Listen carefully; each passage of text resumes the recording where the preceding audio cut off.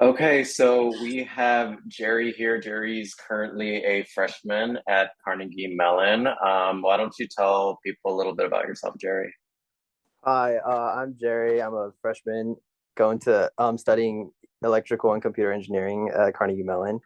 And yeah, I'm a freshman and I was with Joey in my junior and sophomore year and I Hmm. took the ACT.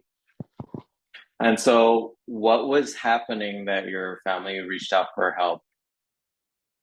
I think the first time I met Joey was when I was actually testing for high school. So that was the first time I was taking the ISE exam. And then from there I got into the high school I wanted to get into. So a couple years later when I was thinking about preparing for standardized testing for college, and all my friends were like basically everybody was around me was finding like places and people to like help them study and prepare. So I just thought that since I already um had experience with Joey, so I just went to Joey for that as well. So interesting question. What was your experience like then? As in like And you can during be the honest. prep.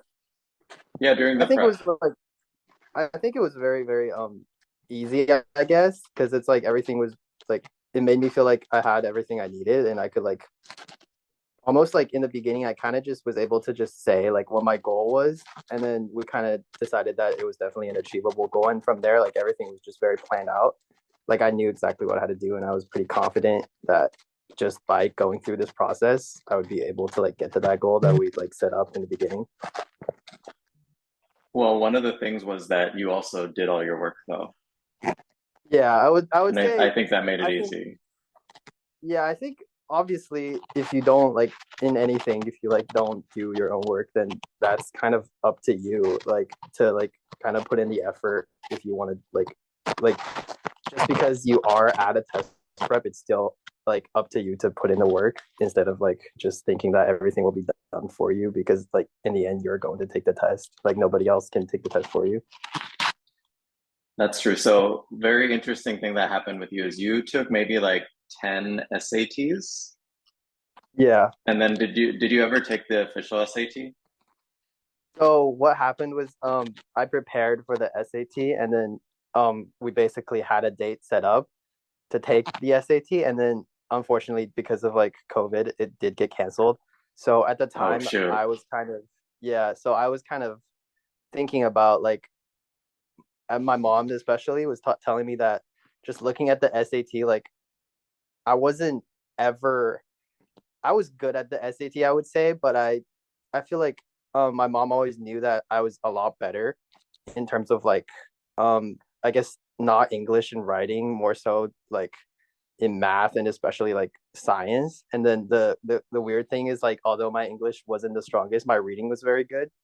So she just thought that the ACT on paper looked like it had an extra science section, so it would make sense that I might be good at that. So she really wanted me to try it. And then since the next SAT like was coming up pretty soon, and the next SAT wasn't coming up for a while, so we just thought maybe we should just for prepare for a little bit for the ACT and just go try it and see how it goes. And then Uh-huh. as soon as I took the first ACT practice test, I found out like I did a lot better than the SAT. I think a lot of it did transfer over from like the SAT prep, especially the reading, because I would say the ACT reading was definitely easier compared to the SAT reading once you have done the SAT reading. So yeah, Hmm. from there I just realized I literally have only been praying for 2 weeks, and I'm already doing so much better on the ACT than the SAT compared to like all the past months I've been doing the SAT. So I just decided to Hmm. switch gears from there and then go take the ACT. So I'm looking at your old test scores. I see that the first ACT that I saw that you took was a 32. Yeah. And then I don't remember what was your PSAT score? Um. Wait, the PSAT should have had like a lower score Yeah, slightly actually. So I think lower.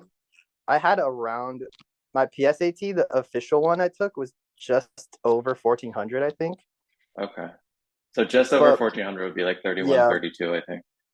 yeah. But I remember all the SAT practice tests I took. I don't think I ever like the best I've ever done was like maybe 1520 to like 1540, but I was like pretty Hmm. consistently like right around 1500, like a little bit above, a little bit under that.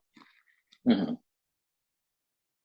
Um, and so then you took the ACT in April or something like that? Yeah, I think I took the ACT early April Early or late April, March, and then somewhere around that. okay, did you take it at school or was it No, since it was kind of like a rushed thing, like we planned it immediately. I did drive up to San Diego to take it since that was the only spot that was open around me, but it was pretty close. okay. And so then what happened the day when you got the 36 then? I think I was like, I knew I did well, but I definitely, me or my family, like none of us, like it was pretty hard to believe because like it was my first test, but I didn't feel like it was completely impossible even leading up to it because I was like consistently doing better throughout like the one Hmm. month, like 8 week, like 6 weeks I was preparing. All my practice tests were just getting better and better, and I did get a couple 36s. So I thought it was definitely possible, but it was really, really unexpected, and I was like really, really excited to see that. And then so do you feel like your 36 helped you at all get into Carnegie Mellon, or do you I feel would like say testing was me not? and my yeah, I think my parents and me we actually talk about this a lot, and we definitely agree that I we feel like it was one of the biggest factors actually. Not necessarily because it is like not saying that it is the sole thing that got me in, like it was the majority, but I think looking at my college application, I didn't have the best GPA compared to everybody else that was applying to the school and major I was applying to. So I think having a 36 on the ACT really just like showed the school that even though like my GPA wasn't the best, it really just was another way to show my like academic ability outside of all the other stuff. So I think although it may not have been like the biggest thing or like the only deciding factor, I think it could have been the thing that like made the difference in the end. And then I just need to say you had like what you mean by bad GPAs, you still had straight A's. It's just that your school is kind of crazy. Yeah, it's just I had a very competitive it is a very competitive school. Both the school I was applying to and both the school I was coming from. So my high school was very, very competitive. So I didn't take the most amount of like AP classes throughout. So even though I did have straight A's, I was not like in like the top 10% per se. But the program I was applying to was generally looking for like top 15, 10% of their high school in terms of like academic ability. So I think I would say like in the end, like a 36 on the ACT, even compared to like a 34 or 35, definitely helped like tremendously. Hmm. What advice do you have for maybe kids, sophomores, juniors who are trying to go through this journey right now? I mean, from my experience, the first thing I would bring up that is like definitely try both of the tests. Like, had I just continued with the SAT, I don't think I would ever have been able to get a score equivalent to like a 36. So I would say the Hmm. first thing is definitely try both of them. Like, put in a little bit of effort. Don't just like take one. Maybe take a couple practice tests in both for both of them, and then see which one you just feel more comfortable with. Especially see which one you make more progress on, and then after that, I mean, obviously, like put in the work, like just like do the practice test. And if you have, for example, for me, um, my math section on the ACT was always the weakest, and a lot of the time it was making the difference between like a 34 and 35 and a 35 and a 36. So for the last 2 weeks, I just repeated a lot of like math sections on its own instead of taking the full test, and I think that really helped. So I think that's a good thing for you to do if you're like doesn't matter which test you're taking. If you have like a section you need work on, just only repeat that one section. And then for any families who are thinking about looking at Think Prep, do you have any suggestions for them? Well, I think it's definitely a great experience, and I think as long as you put in the work, you'll definitely see results. Like as I have, not only like for like both when I was applying for high school and when I was applying to college. And yeah, I would just say it definitely makes a huge difference compared to if you were to study by yourself. And Hmm. I think you need to put in the effort as well to just like make the most out of it, I guess. I do need to say that out of all the kids who've gotten like really high scores, like you've worked really hard and you're consistent about it and you didn't make excuses, you found time to do it. So I feel like that's also a common factor too. Um, Here's a random question. Do you think any of the skills that you learned for any test prep is applicable to what you're doing in ECE? Oh yeah, I think definitely. I think first of all, obviously the work ethic is a big part of it. Like being able to like obviously I was busy in that time of like school and just having to take more practice tests. I think is definitely got me to like have the skill to even like work even better under pressure.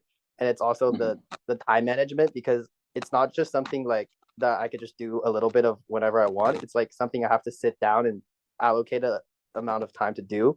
So I think that was also a very big thing just to like manage everything and make sure I'm still able to put in the effort I needed to get something out of that practice test I was going to do. And then other than that, I think even the tests themselves, just doing them over and over again, those questions are I don't think they're solely like applicable to taking the tests. A lot of it is like about like your critical thinking skills and your ability to like especially your ability to act under pressure. Like if you are not sure about something, if you're low on time, like all of that is like skills. Like test taking, I think a lot of test taking is a skill in the end. So like if you get better at taking any sort of tests, especially one that's this big, I feel like in the future it's always going to help you throughout like any of your like academic experiences. That was a good answer. Is there anything else you want people to know about you or your journey? I think I've said everything. Yeah. Okay, cool. Awesome. Well, thank you so much for your time. Thank you.